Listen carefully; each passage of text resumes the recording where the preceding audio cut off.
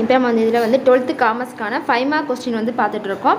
நம்ம வந்து இதில் வந்து 5 மார்க் கொஸ்டின் வந்து கொடுத்துருக்கோம். நீங்கள் இந்த 5 மார்க் கொஸ்டின்ஸ் மட்டுமே படித்தா போதும். இதில் இருக்கிறத வந்து படிச்சுக்கோங்க, நல்லா ஃபுல்லாமே எல்லாமே பார்த்து படிச்சுக்கோங்க. Explain the various function of management, நமக்கு வந்து மெயின் ஃபங்க்ஷன், அப்போ சப்சிடி ஃபங்க்ஷன் அது கேட்டிருக்காங்க. அடுத்து what are the major advantages of MBO, அதோட அட்வான்டேஜஸ் மட்டும் கேட்டிருக்காங்க. அடுத்து MBEக்கு அட்வான்டேஜ் கேட்டிருக்காங்க. இது வந்து நமக்கு ஆன்சர் வந்து ஸ்டார்ட் பண்ணி கொடுத்துருக்கோம். நீங்கள் வந்து ஸ்டூடெண்ட்ஸ் இந்த இதை நீங்கள் படித்தாலே போதும், உங்களுக்கு வந்து ஈஸியாக வந்து நீங்கள் எக்ஸாமில் வந்து பாஸ் ஆகிடலாம். ஸோ இதுக்கு எல்லா கொஸ்டினுமே நல்லா ஃபுல்லாக படிச்சுக்கோங்க.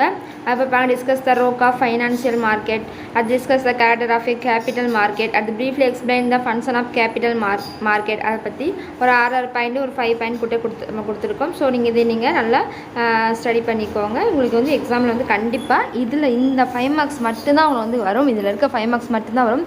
இதை தவிர்த்து வந்து வேறு 5 மார்க்ஸ் வரதுக்கு சான்ஸே இல்லை. ஸோ இதற்கு எதையுமே ஒமிட் பண்ணிடாதீங்க. ஃபுல்லாக இதில் இருக்க 5 மார்க்ஸ் மட்டும் படிச்சுக்கோங்க. ஸ்லோ லேர்னர்ஸ்னால் நீங்கள் இதில் இருக்க பாயிண்ட்ஸை நீங்கள் வந்து படித்தாலே போதும். நீங்கள் வந்து சென்டர் மார்க் எடுக்கிறீங்கன்னா நீங்கள் வந்து புக்கில் ஆன்சர் ஏற்கனவே குறிச்சிருப்பீங்களா, அந்த இது வந்து படிச்சுக்கோங்க. கொஸ்டின் மட்டும் பார்த்துக்கோங்க, ஆன்சர் வந்து அதை வந்து படிச்சுக்கோங்க. ஏன்னா நம்ம வந்து ஸ்டார்ட் பண்ணி கொடுத்துருக்கோம், ஒவ்வொன்றும் ரொம்ப சிம்பிளாக தான் இருக்கும். ஸோ நீங்கள் வந்து இது உங்களுக்கு ஈஸியாக இருந்தால் இதை படிச்சுக்கோங்க. இல்லை புக்கில் நீங்கள் படிச்சிருந்துச்சுன்னா அதை கூட படிச்சுக்கலாம். ஸோ உங்கள் சாய்ஸ் தான். ஆனால் நீங்கள் வந்து 5 மார்க்ஸ்க்கு வந்து படிக்கும்போது இதில் இருக்கிற இந்த கொஸ்டின்ஸை மட்டுமே நீங்கள் ஆன்சர் படிச்சிங்கனாலே போதும். கண்டிப்பாக இதில் இருந்தால் எக்ஸாமுக்கு வந்து கேட்பாங்க. திரும்ப சொல்கிறேன், உங்களுக்கு வந்து ரொம்ப இது யூஸ்ஃபுல்லாக இருக்கும். ஸோ இந்த வீடியோவை ஃபுல்லாக பார்த்து இதற்கு எல்லாத்துக்குமே நீங்கள் ஆன்சர் வந்து படிச்சுக்கோங்க. அப்புறம் பார்த்திங்கன்னா நம்ம discuss the various type of ட்ரைனிங்கோட டிஸ்கஸ் வந்து கேட்டிருக்காங்க. வேரிய டைப்ஸ் வந்து கேட்டிருக்காங்க. அப்புறம் explain benefits of training benefits கேட்டிருக்காங்க. அடுத்து market can be classified on the basis of economics.